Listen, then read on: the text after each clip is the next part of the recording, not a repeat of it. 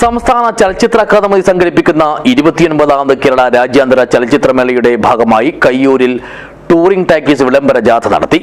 Trikaripur MLA M. Rajagopalan ജാഥ ഉദ്ഘാടനം ചെയ്തു. This news sponsored by ഉയർന്ന ഗുണനിലവാരം, തികഞ്ഞ വിശ്വസ്തത, ജനതാ പാൽ. Kayyur government vocational higher secondary സ്കൂളിൽ സംഘടിപ്പിച്ച പരിപാടിയിൽ മണ്ഡലം MLA M. രാജഗോപാലൻ ജാഥയുടെ ഉദ്ഘാടനം നിർവഹിച്ചു. ഒരു വിശ്വപ്രസിദ്ധനായ ചലച്ചിത്രകാരൻ മൃണാൾസൻ കയ്യൂരിലെത്തി. അദ്ദേഹത്തിന് കയ്യൂരിനെ കുറിച്ചൊരു സിനിമ നിർമ്മിക്കണമെന്ന് അതിയായ ആഗ്രഹമുണ്ടായിരുന്നു. പക്ഷെ എന്തുകൊണ്ടത് സാധിച്ചില്ല. പിന്നീട് ജോണപ്പുറ സഹപ്രവർത്തകരെയും കൂട്ടി കയ്യൂരിൽ ക്യാമ്പ് ചെയ്ത് സ്ക്രിപ്റ്റ് ഉണ്ടാക്കി കയ്യൂരിനെ കുറിച്ച് സിനിമ നിർമ്മിക്കാനുള്ള ഒരു ഇടപെടൽ നടത്തി. അതും ഫലം കണ്ടില്ല. പിന്നീട് ആ സൗഭാഗ്യം സിദ്ധിച്ചത് ശ്രീ ലെനിൻ രാജേന്ദ്രനാണ്. മീനമാസത്തിലെ സൂര്യൻ എന്ന സിനിമ എടുത്തു കയ്യൂരിൽ. അപ്പൊ വനിതാ സംവിധായകന്മാർക്ക് അവർക്ക് ആവശ്യമായിട്ട് സാമ്പത്തിക സഹായം സർക്കാർ കൊടുത്ത് സിനിമ ഉണ്ടാക്കുന്നതിന് വേണ്ടി നിർമ്മിക്കുന്നതിന് വേണ്ടിയുള്ള സംവിധാനം ഒരുക്കി ഈ സർക്കാർ.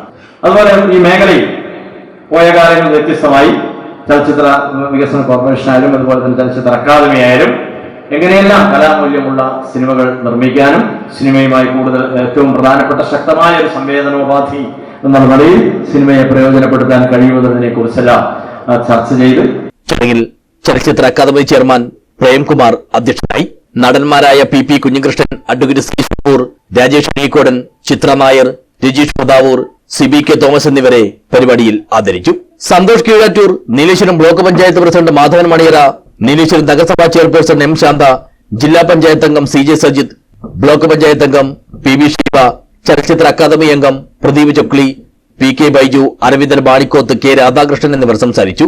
കയ്യൂർ ഫൈനാൻസ് സൊസൈറ്റിയുടെ സ്നേഹോപകാരം പ്രേംകുമാറിന് പരിപാടിയിൽ വെച്ച് കൈമാറി. ചലച്ചിത്ര അക്കാദമി അംഗം മനോജ് ഖാന സ്വാഗതവും KB ലക്ഷ്മണൻ നന്ദിയും പറഞ്ഞു.